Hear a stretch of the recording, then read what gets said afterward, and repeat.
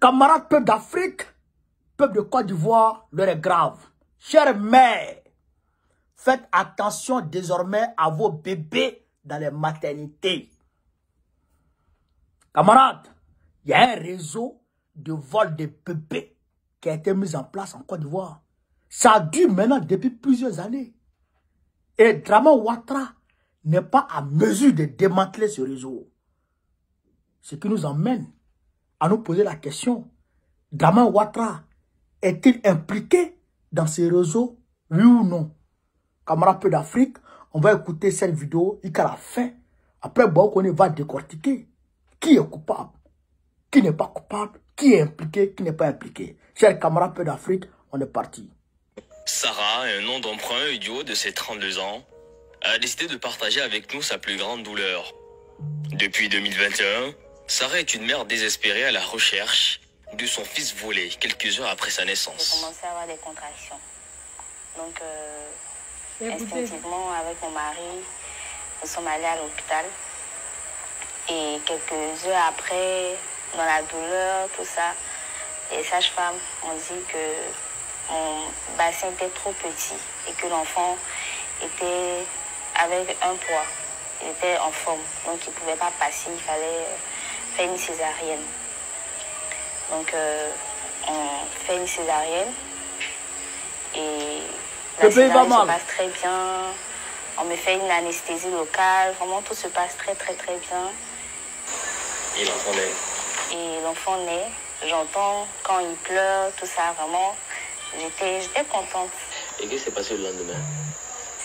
Le lendemain matin, très tôt, il y a une infirmière qui rentre dans la chambre et elle nous dit qu'elle doit prendre l'enfant pour faire son premier vaccin, BCG.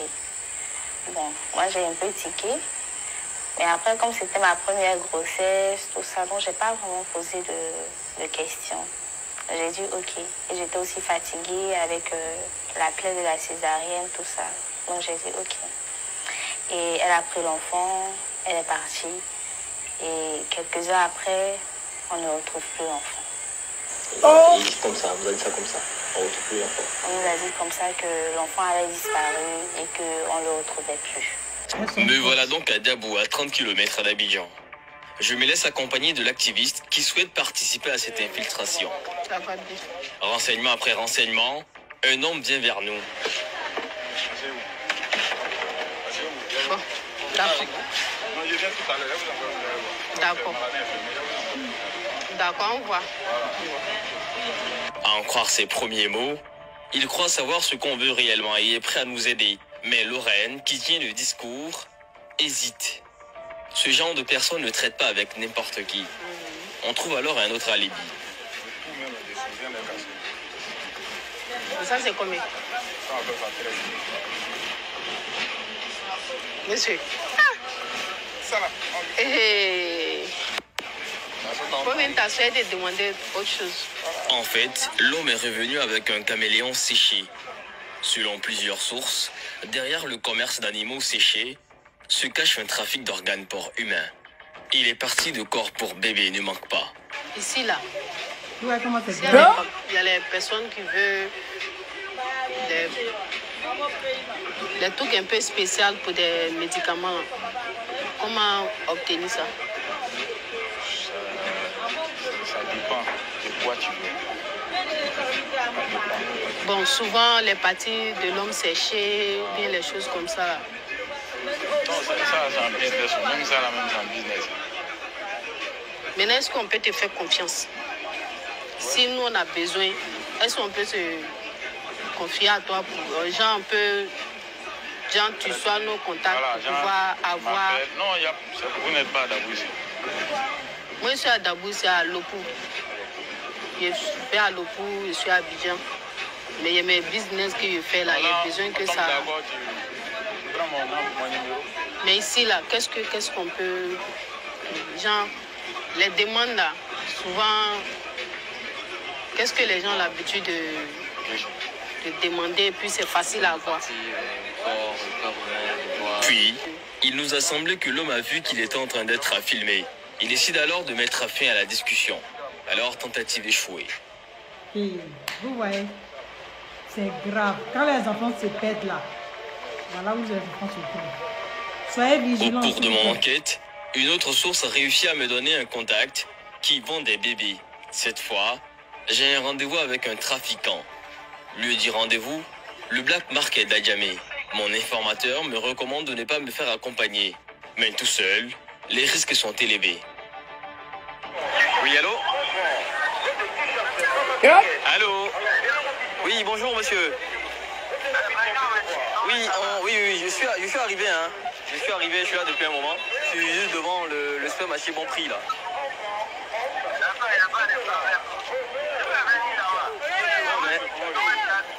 Je suis en chemise en rayure grise.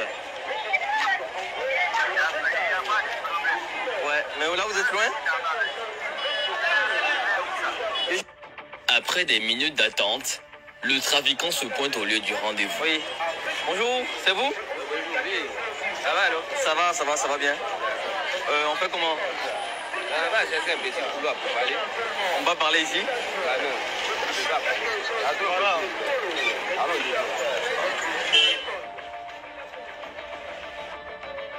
Il demande qu'on se déplace vers un endroit plus sûr. Pour ne pas griller ma couverture, je compte lui faire croire que j'aurais besoin de parties de corps humain pour bébé, afin de satisfaire un rituel. Ce sont les demandes les plus courantes. En fait, c'est quel sujet là? Ça vous fait quoi? Non, ça vous fait un sacrifice. Il n'y a pas de problème. Bon, c'est bien, nous on a les bébés, il y a les potes, il y a les reins, il y a les doigts. Est-ce que toi tu veux? Et c'est pour les bébés? Bah oui. Et c'est combien? Généralement, les petits brigands donnent 500 000, 1 million. Maintenant, si tu veux beaucoup, beaucoup, 2 millions, 3 millions. Il y a les côtes, le dos, les guillis, les reins, les cœurs, tout ça, il y en a. Donc, tu vas me dire ce que tu veux. Et puis, comme ça, on va voir comment on peut faire ça. Bon, moi, je voulais avoir le cœur. Les cœurs. Pour ça, là, il faut qu'ils appellent. Je dois appeler mes mamans. Ok, il ne va pas m'appeler. Quand ils vont me faire signe, je vais t'appeler après. L'homme ne vend pas que des bébés. Il fournit également à ses clients les documents d'enregistrement de naissance obtenus illégalement. Généralement, nous, on voit les gens qui travaillent dans les hôpitaux. Et ils font coucher. Les bébés qui sont nés, qui ne sont pas bien nés. Et ils plaignent, et puis ils nous envoient. Ils laissent mon numéro là-bas. Et puis ils reconnaissent. Comme ça, ah, donc c'est des bébés qui viennent des hôpitaux. Hein. C'est ça. Et bien souvent, les mamans qui abandonnent les enfants. Et souvent, nous en parle. Souvent, les gens, ils se promènent, ils volent les enfants. C'est eux, c'est nos enfants. Les gens, nous en payent. C'est ça. L'homme prétend travailler avec un réseau de fonctionnaires corrompus présents dans les hôpitaux publics. Lorsqu'un bébé est vendu, les clients reçoivent des documents officiels obtenus illégalement qui identifient l'acheteur comme étant les parents. Et la véritable identité de l'enfant est effacée à jamais. Plus nous creusons dans ce commerce secret, plus on se rend compte que ce ne sont pas que des opportunistes comme des trafiquants ou des ritualistes qui nourrissent ce marché. Le problème a maintenant atteint les établissements publics de santé. Selon plusieurs sources, des réseaux de trafic de bébés opèrent entre les murs de certains des plus grands hôpitaux d'Abidjan. Mais après des jours d'hésitation, j'ai réussi à faire parler une infirmière qui travaille dans un centre de santé publique que nous ne citerons pas. J'ai tenu à vous voir sans caméra pour vous expliquer pas mal de choses qui sont sérieusement atroces. Et il y a des femmes, des sages-femmes, à l'hôpital général de là où je travaille, qui font des trafics de bébés. Elles vendent des nouveau-nés. Et il y a des femmes stériles qui viennent toutes dépressives, qu'elles ne font pas d'enfants et tout. Et il y a des sages-femmes qui leur proposent des bébés que des femmes viennent d'accoucher. Des bébés qu'on a gardés et elles viennent, elles disent non, voilà, j'ai pas d'enfant, je peux pas faire d'enfant, je suis stérile. Ça passe comme ça aux yeux de tous, c'est sous le monde. C'est vendre. À en croire notre source, les hôpitaux d'Abidjan se seraient transformés en un orphelinat, où des bébés sont vendus aux plus offrants. Un marché qui nourrit un réseau d'adoption pour couples ou femmes stériles. Et comme au marché, les prix se négocient. 700 000, 800 000, des bébés quoi. Des nouveaux-nés. Les sages-femmes leur disent que elles ont perdu le bébé est mort, il y a... Je sais pas quoi. En fait, ça me dépasse tellement que j'arrive pas à m'expliquer. Et...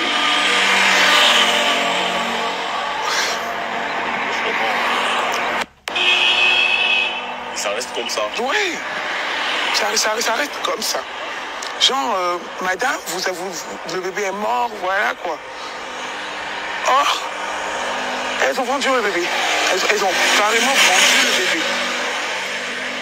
Il y a plus tu peux pas mettre quelqu'un au monde et puis ne pas le voir, le sentir, le toucher. Est-ce que vous qui êtes témoin de ça, vous arrivez à dénoncer ou bien vous êtes aussi dans la peur? Je suis dans la peur totale. En fait, je me dis qu'est-ce qui va m'arriver si je dénonce en fait. Qu'est-ce qui va se passer? Qu'est-ce que je... Sur le coup, nous ne pourrons pas vérifier les allégations de l'infirmière, mais les propos de la femme sont confirmés par les témoignages des mères que nous avons pu rencontrer comme Sarah. Aujourd'hui, la plupart des hôpitaux font ce genre de choses en fait. Et quand je suis au travail, normalement dans les hôpitaux, on ne sait pas qui rentre et qui sort. Donc ces femmes-là se permettent de faire ce genre de choses.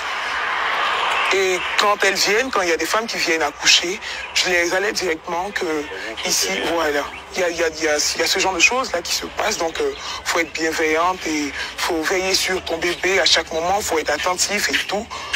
Donc, voilà quoi. Et par peur, comme je ne veux pas perdre mon boulot, je préfère ne pas en parler. Et j'avais tenu à vous voir sans caméra et vous parler. Voilà, vous expliquez ce qui se passe. D'après le témoignage de l'infirmière, chaque mois, une femme ivoirienne subit le traumatisme de perdre son bébé, uniquement pour le profit des autres. Des cris longtemps restés étouffés, avec des trafiquants qui prospèrent, les populations attendent beaucoup des autorités, qui doivent plus que jamais jouer leur partition.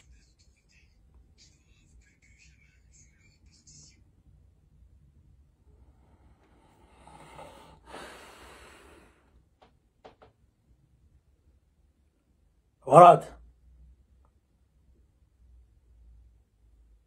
Moi-même, ça me dépasse. Moi-même, ça me dépasse. Quand je vous dis Côte d'Ivoire, là, quand je vous parle de mon pays, la Côte d'Ivoire, il faut écouter. La Côte d'Ivoire n'est plus un pays. C'est une poubelle. Chacun y fait ce qu'il veut. Chacun y prend ce qu'il veut.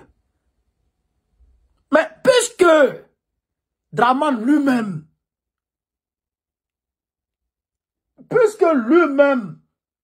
il est adepte, c'est-à-dire que lui, c'est un homme qui fait que des rituels. Il a besoin de ce genre de rituels. Donc, il faut entretenir ce réseau.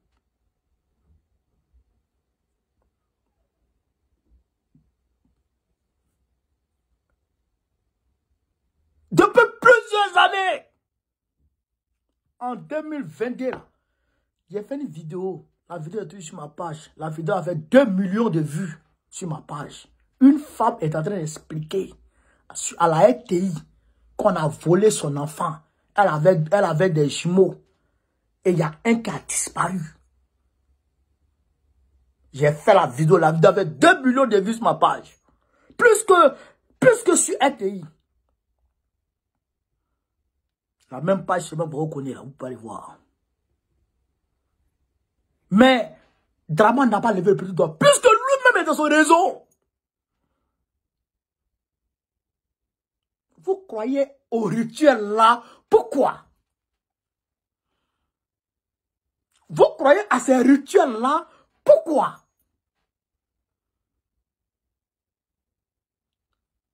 C'est la magie noire. Tout simplement. Pour vous fantasmer.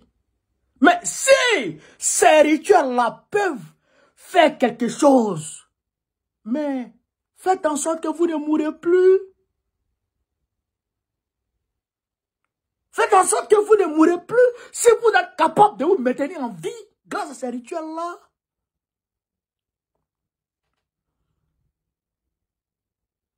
Si vous êtes capable de vous maintenir en vie.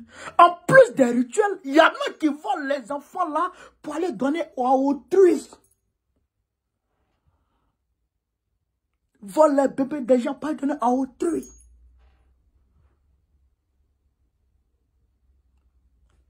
Ici, en France, quand ton enfant naît, on met un bracelet sur son bras devant toi-même. Sur sa main devant toi-même. Et puis on te donne le numéro qui est sur le bracelet là. On va mettre ça dans leur truc là-bas. Et ils font tout. Et puis ils te ramènent ton enfant dans ta salle. Où ta femme est. Et le lendemain en même temps, le service municipal vient. Et ils viennent. Et ils te demandent le nom de l'enfant. Tu prends tout. On va dire l'extrait de l'enfant. Tu prends tous les coordonnées de l'enfant. Tu envoies. Après, on te dit rendez-vous dans telle mairie pour faire l'extrait de l'enfant le même jour. C'est vrai que peut-être que ça se passe ici en France, mais c'est rare. Vrai là, ça, faut pas mentir. C'est rare. Ça même, Joe, ça c'est extrêmement rare.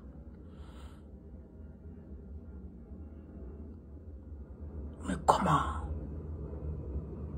Comment vous pouvez prendre l'enfant de quelqu'un pour aller donner à quelqu'un, pour aller vendre ça? Et ça existe, et ils savent. Ils savent, mais comme ils sont tous corrompus, de la tête à la queue, ils sont tous corrompus. Donc, ils s'en foutent, et ça les arrange. Eux tous sont des marabouts. Et tous sont des marabouts. Draman a au moins 70 marabouts lui seul. Ténébrem a au moins 25 marabouts. Ah, vous-même, vous avez vu les marabouts de Draman qui sont bâtis au Mali pour aller demander pardon par rapport aux 49 mercenaires. Il a fait des révélations dessus.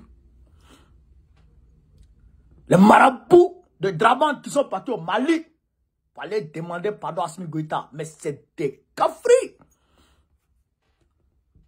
Il y a des gens qui font des trucs, des rituels de malades. Comment? Pourquoi vous faites ça? Le pays est devenu bizarre.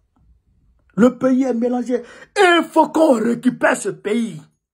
Ils ne vont récupérer notre pays. Merde. Si on n'a pas récupéré ce pays, c'est pas bon. Les Ivoiriens souffrent. Oh, ça souffre de partout. Un peu d'Afrique. Roman. Frère, je vous demande de partager au maximum cette vidéo. Elle est très importante. Il faut la partager urgemment. Très important. Très important afin que le monde entier soit édifié sur cette affaire. Sur ce, vive l'Afrique libre. Vive le panafricanisme. Vive tous les présidents panafricains. Gbagbo, président de la Côte d'Ivoire 2025, Inch'Allah. Partagez la vidéo, chers camarades. Merci.